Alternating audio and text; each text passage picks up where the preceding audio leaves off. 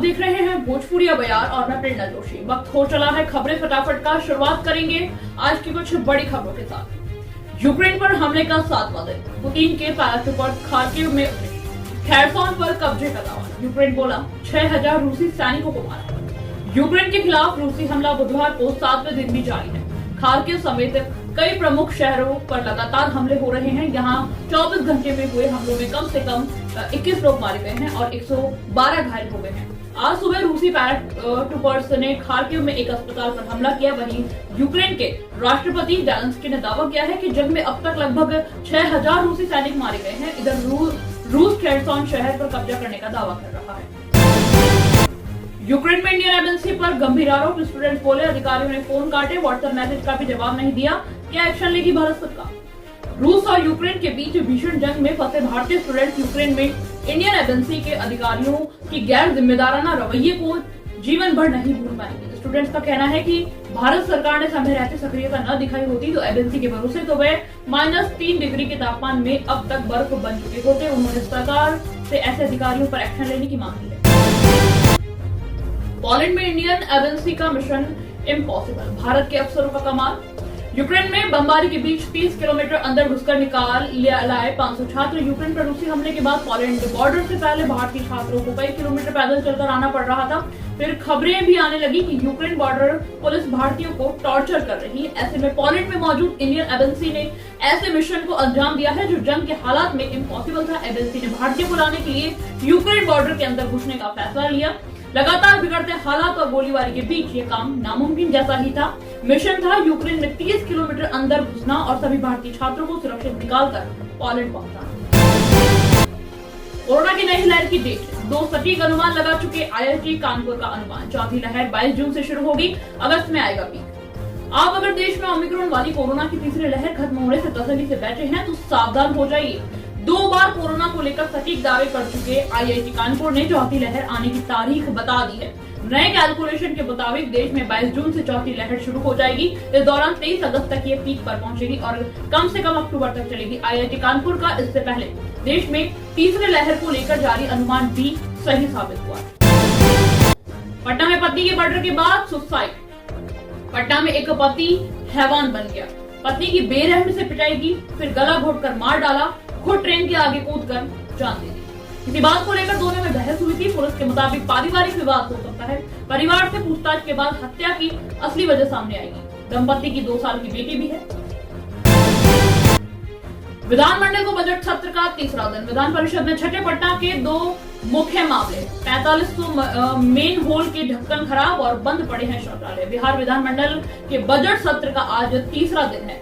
आज नेता प्रतिपक्ष तेजस्वी यादव भी सदन की कार्यवाही में भाग लेने पहुंचे हैं। बीते सोमवार को बजट पेश होने के दिन नेता प्रतिपक्ष मौजूद नहीं थे। आज सदन की कार्यवाही शुरू होने से पहले ही भाकपा माले के सदस्यों ने विभिन्न मांगों को लेकर प्रदर्शन किया है। इस दौरान कांग्रेस विधायक दल के नेता अजीत शर्मा ने किसानों की हकमारी का सवाल उठाया है। फिर कहा कि बिहार सरकार ठीक से शराबबंदी लागू नहीं कर पा रही है। अगर सरकार शराबबंदी नहीं कर पा रही है तो शराब को पूरी तरह से चालू कर दे, उसकी दुगनी और 3 गुनी कीमत निर्धारित कर दे। पेंशन के पैसों के लिए हत्यारा बना बेटा, 2 मंजिला छत से धक्का देकर पिता को मार डाला। कहते हैं पूत सपूत तो क्या धन सचे, पूत कपूत तो क्या धन सचे। पेंशन की राशि के लिए पिता की हत्या करने वाले ऐसे ही एक कलयुगी पुत्र की कहानी सामने आई है, जहां चंद रुपए के लिए पुत्र ने उसकी पिता की जान ले ली, वो भी दिल को दहला देने वाले अंदाज में, जिसने उसे पालकर बड़ा किया और अपने पैरों पे खड़ा किया। लेकिन पैसे के लालच में वही पुत्र अपने पिता का हत्यारा बन गया और हत्या को अंजाम देने के बाद फरार हो गया। महिला के वेश में लुटेरे साड़ी पहनकर लोगों को लूटता था। बिहार हाईवे का ये ट्रेंड बन गया। अगर आप भी हाईवे पर चल रहे हैं, सफर कर रहे हैं तो किसी अकेली महिला को रात के अंधेरे में देखकर मदद की नीयत से भी गाड़ी रोकते हैं तो लूटपाट का शिकार हो सकते हैं। हाईवे पर महिला का वेश धारण कर लोगों को लूटने वाला ऐसा ही एक गिरोह है। बिहार में पुलिस के हत्थे चढ़ा है जो लोगों को आसानी से अपना शिकार बना लेता था। पुलिस ने मुजफ्फरपुर NH 22 पर भगवानपुर थाना क्षेत्र के गोडिया पुल के समीप साड़ी पहनकर लूटपाट करने वाले एक गिरोह के एक शातिर को पकड़ा है। लव, सेक्स और धोखा। प्यार ऐसा कि पड़ोसी के इंतजार में काटे 15 साल। 8 साल का हुआ बच्चा। क्या कोई प्रेमिका अपने प्रेमी से शादी के इंतजार में 15 साल रह सकती है? आपका सवाल होगा, नहीं होगा। लेकिन ये हम आपको आज ऐसी कहानी बता रहे हैं जिसमें प्यार, समर्पण के साथ सेक्स और धोखा जैसे शब्द भी जुड़े हैं और मामला फिलहाल पुलिस के पाले में जा पहुंचा है। कोइलवर बालूघाट पर ताबड़तोड़ फायरिंग कर 3 लोगों की हत्या करने वाला विदेशी रॉयल गिरफ्तार। बिहार एसटीएफ की टीम ने एक बड़ी कामयाबी हासिल की है। एसटीएफ की टीम ने भोजपुर पुलिस के सहयोग से कुख्यात वांछित अपराधी विदेशी राय उर्फ अमरीश राय को गिरफ्तार कर लिया है। विदेशी राय पर भोजपुर जिले के कोइलवर इलाके में पिछले 22 जनवरी को आपसी वर्चस्व की लड़ाई में 3 लोगों की हत्या का गंभीर आरोप है। सूत्रों की माने तो ये अपराधी बालू के अवैध खनन में भी संलिप्त रहा है। बालू के अवैध उत्खनन को लेकर ही 2 गुटों में जनवरी में जमकर फायरिंग हुई। आर्यन के ड्रग रैकेट में शामिल होने के सबूत नहीं।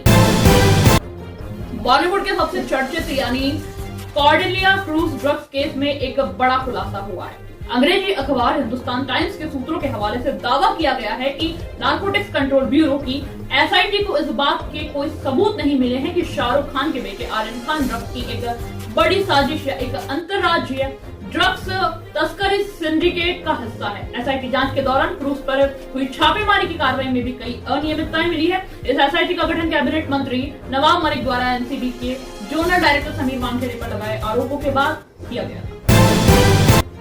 वुमेन्स क्रिकेट वर्ल्ड कप 5 भारतीय खिलाड़ियों पर रहेंगी नजरें। स्मृति मिताली बल्ले से तो झूलन गेंद से मचा सकती है धमाल। आईसीसी महिला वर्ल्ड कप का आज आगाज 4 मार्च से न्यूजीलैंड में हो रहा है। पहला मुकाबला न्यूजीलैंड और वेस्टइंडीज के बीच खेला जाएगा। वहीं टीम इंडिया अपने अभियान की शुरुआत 6 मार्च से चिर प्रतिद्वंदी पाकिस्तान के खिलाफ करेगी। 2017 में खेले गए पिछले महिला वनडे वर्ल्ड कप में भारत ने फाइनल तक का सफर तय किया था। हालांकि टीम खिताब नहीं जीत सकी थी। इस बार टीम को खिताब जीत के लिए फेवरेट माना जा रहा है। आज के खबरें फटाफट में बस इतना ही। कल फिर मुलाकात होगी कुछ बड़ी खबरों के साथ। तब तक के लिए बने रहिए भोजपुरी बयान।